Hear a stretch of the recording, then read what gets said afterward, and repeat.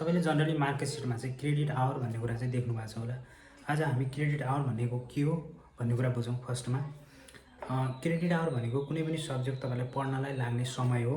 जस्तै जनरली चाहिँ एसएससीमा हुने सब्जेक्टहरू भयो हैन, तिनीहरूको क्रेडिट आवर भनेको चाहिँ 4 हुन्छ। भनेको 1 क्रेडिट आवर बराबर 32 घण्टा हुन्छ हैन।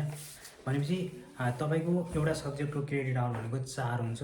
भनेपछि 4 × 32 तपाईले मल्टिप्लाई गर्नुभयो भने त्यसको टोटल क्रेडिट आवर भनेको 128 घण्टा आउँछ।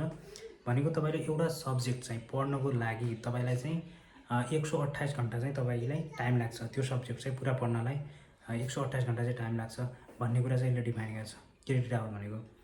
अब चाहिँ नेक्स्ट पार्ट बुझौँ है त। थ्योरी वाइज प्रत्येक सब्जेक्टको ग्रेड चाहिँ कसरी प्रोभाइड गरिन्छ। जस्तै तपाईले इङ्ग्लिसमा सी ल्याउनु हो, यो ग्रेड चाहिँ कसरी प्रोभाइड गराएको हुन्छ मार्केट सिटमा भन्ने कुरा चाहिँ बुझाउँछु म तपाईहरुलाई। जस्तै तपाईले इङ्ग्लिसमा सी ल्याउनु हो भने तपाईले जुन चाहिँ प्राप्त गर्नुभएको अङ्क थियो त्यो चाहिँ 40 देखि 49 को बीचमा थियो। त्यसैले त्यसलाई सी ग्रेड चाहिँ प्रोभाइड गरियो। जुन चाहिँ तपाई यो टेबल अनुसार रिलेट गरेर बुझ्न सक्नुहुन्छ। यी टेबल अनुसार रिलेट गरेर तपाईलाई तपाईको ग्रेड चाहिँ प्रोभाइड गरिन्छ प्रत्येक सब्जेक्ट वाइज।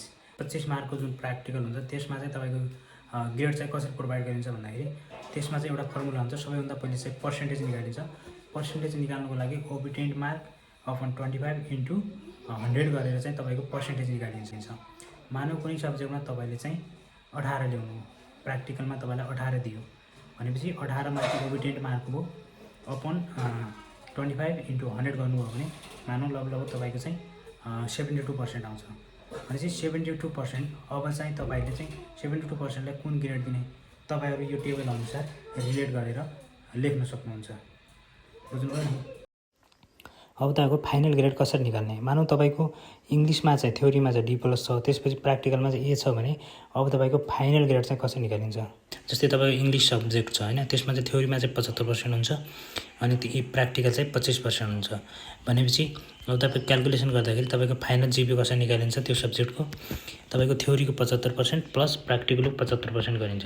जस्तै तपाईले थ्योरीमा 2 जिपी ल्याउनु भयो हैन, त्यसलाई 75 ले मल्टिप्लाई गर्छ 75%। त्यसपछि प्र्याक्टिकलमा तपाईको 4 जिपी छ भने त्यसलाई चाहिँ 25% ले मल्टिप्लाई गरेर तपाईको 2.5 आउँछ।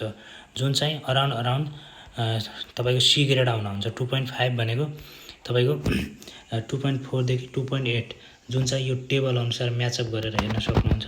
यसरी चाहिँ फाइनल ग्रेड चाहिँ तपाईको प्रोभाइड गरिन्छ। अब चाहिँ तपाईको यो जुन चाहिँ फाइनल ग्रेड छ त्यसलाई कसरी निकालिन्छ त्यसको बारेमा हेरौँ। सबैभन्दा पहिला प्रत्येक जुन चाहिँ सब्जेक्ट छ त्यसको जुन चाहिँ फाइनल जिपिए छ हैन, त्यो जिपिएलाई पहिला चाहिँ जोडिन्छ। तपाईले हेर्न सक्नुहुन्छ सम्पूर्ण विषयको चाहिँ जिपिए जोडेर 28.4 आउँछ हैन। यसलाई चाहिँ जम्मा कतिवटा सब्जेक्ट छन् त्यसलाई चाहिँ डिभाइड गर्यो भने तपाईको चाहिँ जिपिए आउँछ हैन। फाइनलमा यसरी चाहिँ जिपिए निकालिन्छ।